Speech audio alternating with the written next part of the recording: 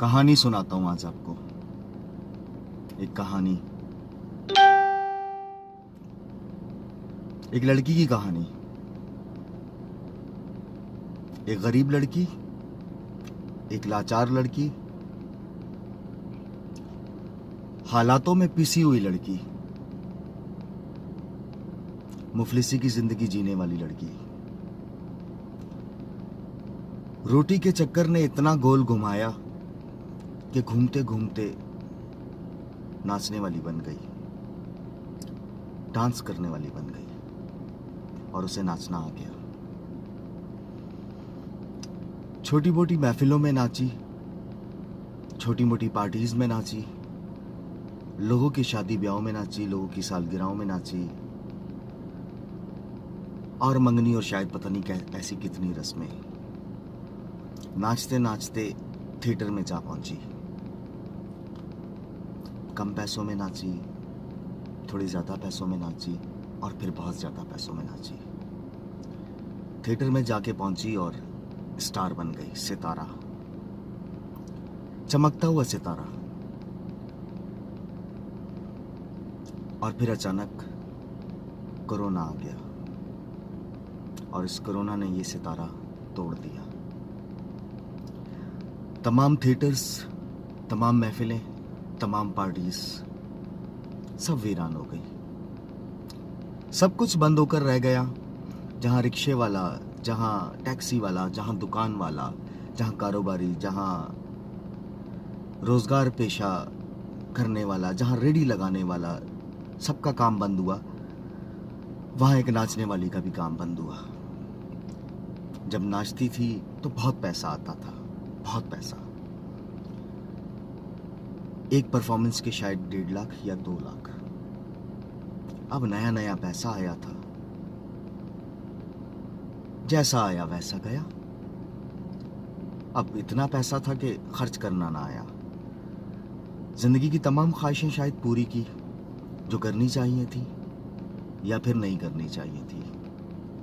वो ख्वाहिशें भी टूट गई। लाहौर की एक कच्ची बस्ती में एक छोटी सी झुग्गी में रहने वाली अब आलिया चौधरी, जो पंजाब का या फिर पूरे पाकिस्तान का एक बहुत बड़ा नाम था। एक स्टार थी, एक डांसर थी, जिसको देखने के लिए मेरे मुल्क के, मेरे शहर के कुछ शरीफ लोग 5,000 से लेकर 25,000 तक का टिकट खरीदते थे। अब कहाँ है वो? अब नहीं मिलते। हाल ही में मैंने एक इंटरव्यू देखा आलिया चौधरी का, और इस इंटरव्यू में उसने मदद की अपील मांगी और झुग्गी में रहते हुए उसका वो इंटरव्यू लिया गया। और उसका एक भाई बेहद बीमार है और उसने अपील भी अपने फनकार बरादरी से मांगी, आप और मुझ जैसे शरीफ लोगों से नहीं। क्योंकि वो जानती थी, शायद वो वाकिफ थी कि इस मुल्क में जो लोग हैं, इस मुल्क की जो लोग हैं, जो उसकी कौम है या जो मेरी कौम है, वो कभी भी इंसान की मदद को नहीं आएगी। वो बस तमाशा देखने आएगी। और तमाशा तो अब खत्म हो चुका है। अब क्या फर्क पड़ता है हमें? ये कौम सांप को नाचता देखेगी, ये कौम बंदर नाचता देखेगी, ये कौम बकरी का तमाशा देखेगी। सांप, बंदर, बकरी का तमाशा देखने वाली कौम इंसानों का तमाशा भी बहुत अच्छे देखती है। यहाँ डूबते हुए इंसान की वीडियो बनाई जाती है। यहाँ तो हर बात तमाशा है और तमाशा खत्म हो चुका था। आलिया चौधरी घर बैठ चुकी थी। फनकार बरादरी से अपील की थी। कहाँ है वो फनकार सारे जो हर बार कहते हैं कि फनकार बरादरी के लिए हुकूमत कुछ नहीं करती है? कोई भी ना आया।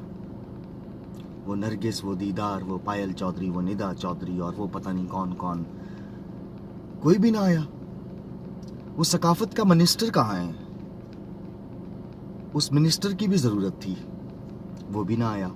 शरीफ लोगों ने तो आना ही नहीं था, क्योंकि शरीफ लोगों ने उस इंटरव्यू के नीचे कमेंट्स किए हैं कि हराम काम करती थी, हराम की कमाई थी इसकी, गलत काम था, इसीलिए ये हाल हुआ है, अल्लाह ने दिखाया है इसे। पता नहीं अल्लाह नाचने वालों को क्यों दिखाता है, सिर्फ देखने वालों को भी तो दिखाए।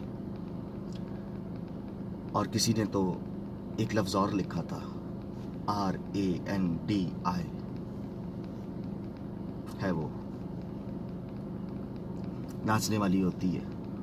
आप कहते हैं तो होती है, मगर उस हॉल में बैठे हुए 15,000 या 10,000 या 5,000 या 2,000 या फिर 2 लोग जो देखने आते हैं वो क्या होते हैं? नाचने वाली तो है जो आपने कह दिया, देखने वाले कौन थे? शरीफ लोग, नेक लोग, बावकार लोग, अच्छा पेशा रखने वाले लोग। वो तो आएंगे नहीं, इसलिए उसने सिर्फ फनकार बरादरी से अपील की है। मेरा सवाल यहां पर यह है कि क्यों नहीं जाते अब लोग उस बेबस, लाचार, भूखी, बीमार, शायद उसका भाई बीमार, उसकी मदद को?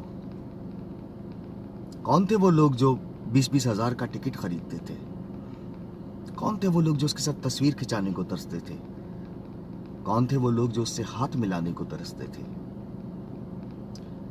क्योंकि ये कौम नाचने वाली को 20,000 दे सकती है और अपनी अयाशी पे लाखों लुटा सकती है, मगर किसी की मदद नहीं कर सकती, कभी मदद नहीं कर सकती। नाच तो सभी रहे हैं, वो अकेली नहीं नाच रही है। आप भी नाच रहे हैं, मैं भी नाच रहा हूं, और दुनिया में मौजूद हर शख्स नाच रहा है, रोटी के लिए, रोजी के लिए। बस फर्क इतना है कि आलिया के घुंघरू नजर आते थे, आपके और मेरे नहीं आते। नाच तो हम भी रहे हैं। बंदा रोटी नहीं खांदा, रोटी बंदा खा जाती है। कौन जानता है वो कैसे आई थी यहां पर? कौन जानता है कि कौन लाया था उसे यहां पर? आप जैसा, मुझ जैसा कोई शरीफ लाया होगा। एक जिस्म फरोश अगर बदकार होती है तो उसके पास जाने वाला कौन होता है? वो क्यों इतना मोअज़्ज़िज़ और इज्जतदार होता है? मुंह छुपाकर क्यों जाता है और मुंह छुपाकर क्यों आता है?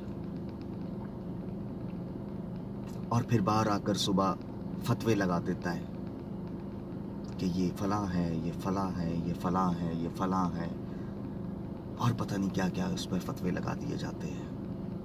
आप और मैं कौन होते हैं फतवे लगाने वाले? कौन है आप?